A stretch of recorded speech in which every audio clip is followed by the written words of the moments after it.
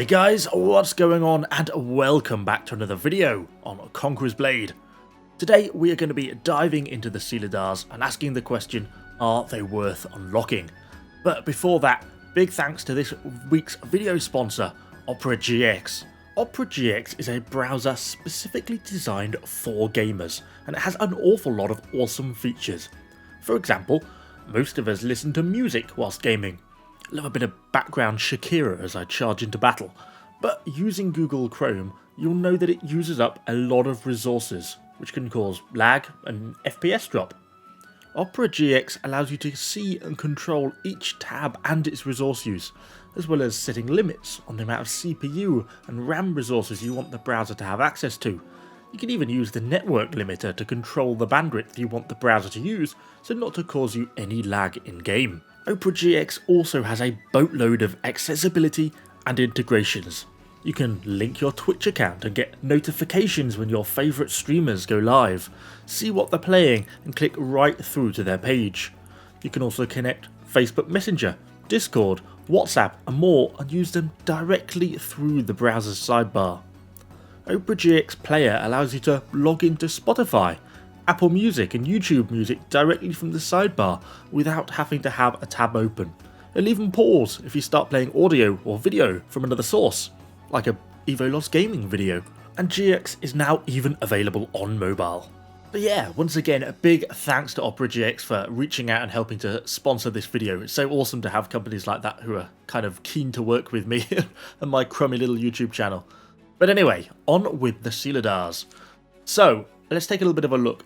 They're a unit that doesn't really get played all that much. They're from Season 4, based on the Turkish or Ottoman Royal Janissaries, and they're a really interesting unit.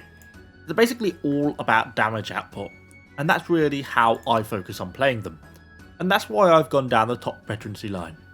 Now there is definitely an argument that says maybe the bottom veterancy line is a better way of going, because it does give them slightly increased survivability, which is nice, but you do lose the cooldown benefits that you get off the top line, and they are some pretty nice benefits. You get the rate of attack, a little bit of decapitate damage, which is your kind of core ability, and this really nice cooldown. And for me, the unit just isn't very tanky no matter what you do with it. On the face of it, it's quite nice, 13,000 hit points, 780 piercing, 790 slashing, should be really tanky. They're just not. There's definitely some soft stats behind the scenes that just aren't represented in this table here, and yeah, they're not actually that tanky. But they do an awful lot of damage in very quick succession. And so I've just kind of gone full into that. It's not going to work for everyone. Both lines definitely viable, but for me, top line is the one I kind of enjoy. So essentially they have 3 abilities. One of which, the number 3 ability effectively on your keypad, will be Cover Commander. They call it Get Over Here. It does give a slight speed boost, I believe, if I remember correctly, but in reality, it's Cover Commander. They'll follow you. Then you have Decapitate, which is your main ability. The unit basically advances forwards, does a really hard strike, and then takes a step forwards again and does a second one, basically. So you sort of get two abilities out of it. And this is one with the top veterancy line is going to be on a really low cooldown, and that's really quite tasty. Then you have Death Strike. Essentially, it's the same style of ability. They step forwards and swing with their giant axes, but this one seems to hit through block a lot better, in my opinion. So much better for clearing through the front of a unit of stalwarts, palace guards, that sort of thing, grey hairs. Seems to be the better ability for that. I guess because of the sort of sending them flying bit breaks their block or knocks their block back, so you still apply the damage. But this has a much longer cooldown, so you're going to be predominantly using the Decapitate, making use of that timed Death Strike when you need to. Intense amounts of damage, that's what makes them really, really nice. They have a few sort of unit traits which are interesting. They have this high resistance to ranged weapons. It used to be called something else in effect that it used to deflect arrows, I believe, but I think that wasn't really actually the case, so they've kind of changed the description slightly. And you can see they get slightly less damage when doing, and they are, of course, fireproof as well. But I think that's enough chitter-chatter. quickly cover doctrines. I've not really got anything particularly exciting on them. Slashing AP, slashing damage because they're a slashing only unit. A bit of extra piercing defense to try and make them some resistance. There is a base reduced damage taken doctrine, which may actually be worthwhile putting on, probably over the health one. I'm not quite sure why I've got it that way round. Boink. Definitely a better way round. Oh, it's range damage only, but still minus 50. I thought it was a flat damage, minus 50. Still kind of worth having, probably. I would quite like to, if I'd got them a breakthrough doctrine and maybe a siege fighter doctrine as well. But we cover a lot of units on this channel, and I am running out of doctrines, so we can't do that. Unless we pull out the Lotus Water, I suppose. But anyway, let's hop into some battles with them and see how we have been getting on. So here we go, into a little bit of Hidden City. Kick things off, already most of the towers are starting to land and the enemies are trying to push up. Quite a nice map to defend this one. Go straight stuck into the Dual Blade. He really melts very, very easily, even I know he's obviously a light armor user, but yeah, melted really fast. Obviously we're now switched back to a heavy armor poleaxe, so I'm feeling really tanky compared to my usual medium armor self. So yeah, it's quite enjoyable. But anyway, push into that stuff, deal with the Axe Raiders, which are a tier 4 unit. Obviously, Rattan crossbows, it pains me to kill them. I love them as a unit, but they really are very easy to kill. Don't even really need to use many abilities from the unit there. You know, they can kill them as a unit just fine. So then we're really hunting for the next kills. And this is a map, or this part of the map, really suits the Ceilidars quite well. Lots of small fights. Everything's kind of broken down. There's none of those huge pitched fights, which is where the Ceilidars' sort of lower defense ability, I find, kind of makes them struggle a little bit. But anyway, we've got some stuff pushing up. Greyhair Garrison, a bit of a concerning unit.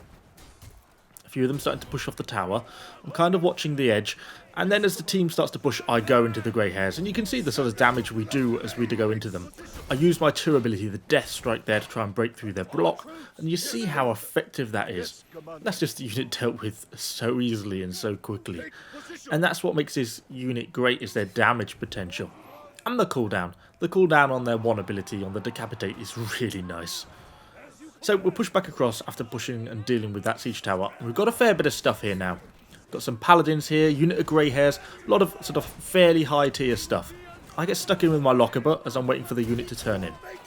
And then we start to get stuck in with the unit. You see I leave them on their 1 ability, they go in, they get themselves a hero kill. We start going to work, racking up the kills, and you can see how many kills we've gained already. Put them straight back onto the cover commander, onto the follow me. Get a few of these palace guards. Gotta be careful here though. Everything's on cooldown ability wise, and these palace guards can be a bit of a pain. But luckily we actually got the hero kill on them, and effectively they go into retreating mode, so that enables us to really go to work. Once I see the retreating icon, I throw them on cover commander and I push forwards. Because the unit will come to me and it will kill everything in its way. And look, we're up to 150 kills now. Already had sort of 75 kills in the last couple of minutes. And we turn around and we've got more. We've got berserkers coming at us. More palace guards coming up. A couple of enemy heroes. Some pike units, some imp pike guard there at the back. And this is where the units were under a lot of pressure now. Just trying to keep the push on. I'm pushing back using my abilities. Look how many kills we get every time we use that Decapitate. We get into a few of these iron caps here and they obviously die a little bit easier.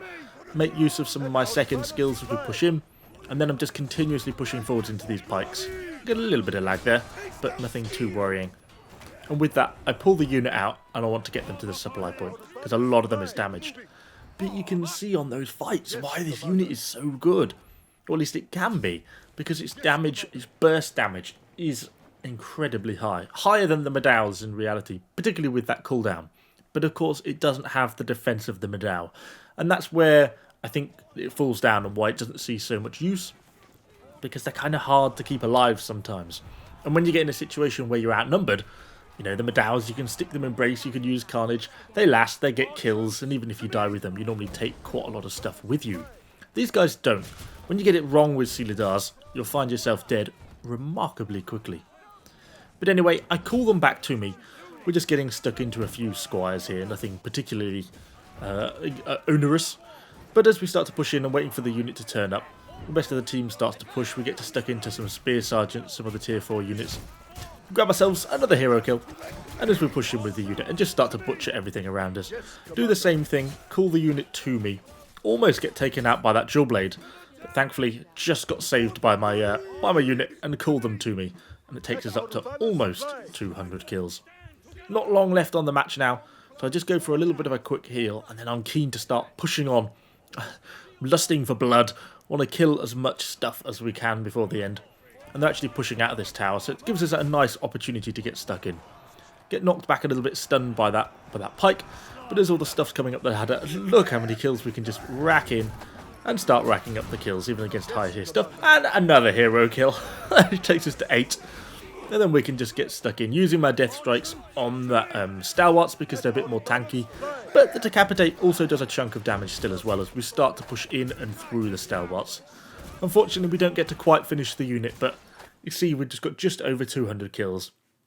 Over 100 of those were with the Silahdars. Just such a menacing unit, and I think people just don't expect them. That might be why they can do so well, because people just don't quite know what they can do because there's not really very many of them on the battlefield. So I guess to answer the title of this video, are Ceilidars worth unlocking? Yes, I would say they are still a really good unit. Not as good as Modao's, but still very, very viable and an awful lot of fun. But anyway, I'll end the video there. Thanks for watching, guys, and I'll see you all on the next one.